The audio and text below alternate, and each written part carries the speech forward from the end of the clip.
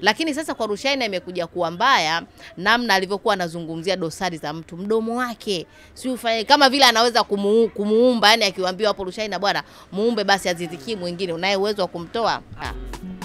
Tukitoka katika swala hilo la Zuchu na Diamond Platnumz, kulikuwa na issue nyingine ambayo imetokea mtandaoni siku za karibuni.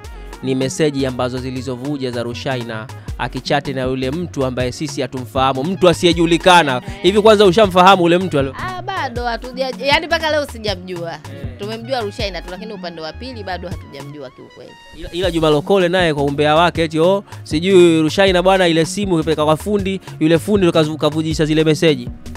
Sasa huyo fundi si angeona kama alikuwa anachati na nani? Eti fundi aulizwe alikuwa anachati na nani? Mimi hapo hiyo kwa kama kuchombeza tu kidogo kwa wewe kibinadamu, namna ambavyo walivyomzungumza yule mwanamume wake Mobeto, mumewe Mobeto Aziz Ki, wewe unaona ni sahihi kibinadamu kweli? Ile haipo sawa, umefahamu, tena kwa Rushaynah kwa sababu walikuwa ni rafiki wa Hamisa, udugu wake, ile haikuwa sawa. Lakini kiukweli wanawake wengi tuna tabia zile. Wanawake wengi unaweza ukaenda kwenye harusi ya mtu, lakini ukifika pale huyo mume, wengi wao wanataka kumuona bi harusi kavaaje, makeup imetokaje, mumewe yukoje, kijana au mzee. Ni tabia ambazo wanawake wengi tunazo. Umeelewa vizuri, wanawake wengi tunazo. Lakini sasa kwa Rushaynah imekuja kuwa mbaya namna alivyokuwa anazungumzia dosari za mtu, mdomo wake. Si ufanye kama vile anaweza kumuumba, yani akiwaambia hapo Rushaynah bwana muumbe basi aziziki mwingine, unaye uwezo wa kumtoa. Hayo maneno yako aliyesema Kungwi, Kungwi yule anaitwa nani? Kungwi anaitwa nani? Yule mama nani anaitwa, simjui jina lake. Tumtuishie kwenye Kungwi hapa, kasemaje? Kama yeye anaona anaweza kumtengeneza, basi akamtengeneza Aziz Ki wake. Amuumbe Aziz Ki wake mpya atuletee. Lakini hilo ndio naona kosa. Lakini zile ni tabia za kike, wanawake wengi wanazo zile tabia, ambapo pia mwisho wa siku inakuwa kama kilichomtokea nani huyo, nani anaitwa nani?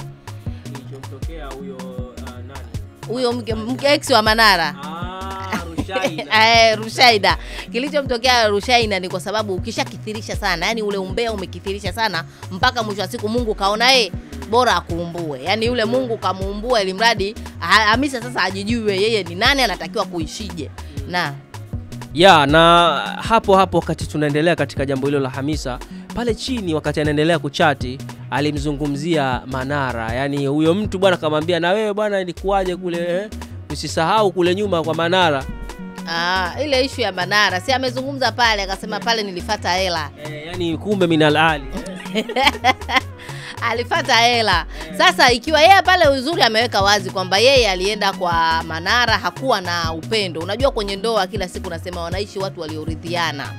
Ukimridhia mtu, ukamridhia, huwezi kuona kasoro zake. Hata watu wakikwambia huyu hapa mbona anakengeza, wewe utaona tu mbona yuko vizuri. Yani kwa hiyo yeye anachokizungumzia ule mdomo, Hamisa madamu kamridhia mume wake, haone yeye anaona lips laini, lips denda. Sasa yeye alikuwa nauona ile swala la Manara kuwa na albinism ile, ameona kwake kama issue kwa sababu alikuwa hajamridhia, alifata pesa. Na Manara alishtuka mapema yule baba. Akaona kalibwaga huyo kaenda zake. Si unaona sasa hivi yuko na mwanamke aliyomridhia. Anakula raha. Ana raha zake, wanapendeza mashallah. Unadhani Zailisa kamridhia bwana yule au naye kama wengine? Bwana Zailisa kamridhia yule bwana. Nasema kamridhia kwa sababu 3. Sababu ya kwanza jambo la kwanza unamuona Zailisa akiwa na yule bwana, haoni nyie mnachokiona. Huyo sijui bwana gani, albinism sijui wengine sijui mtu. Yeye yuko naye pale na mkono anashika. Wala pepesuki. Watakosema sijui kafuata hela, kafuata nini, lakini yule bibi anajaribu kutuonesha kwamba yeye kwa Manara kafika, amemridhia juu mpaka chini. Nyie mnaona kasoro za Manara kwake hazioni. Huko sasa ndio kuridhia, sio kupenda. Kupenda unaweza ukampenda mtu kwa sababu ya tako, siku tako hamna upendo ule. Umeona, ndio maana kwenye kupenda unapokipenda boga penda na ua lake. Lakini kwenye kuridhia unaambiwa mridhie mtu na shida zake na hali zake. Na maana pale ukimwangalia Zailisa amemridhia yule bwana, yeye na ualbini wake, na yani kila kitu kwake anaona hewala. Yani pale hana shida. Kuna wimbo zamani ulikuwa unaitwa macho yanacheka. Yeah. Mimi sio mtaalamu wa kuimba.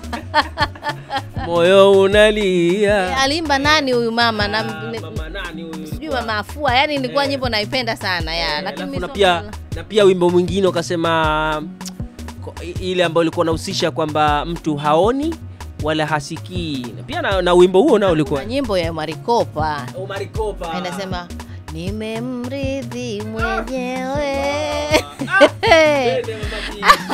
Awe wake sijui kitu kama hicho.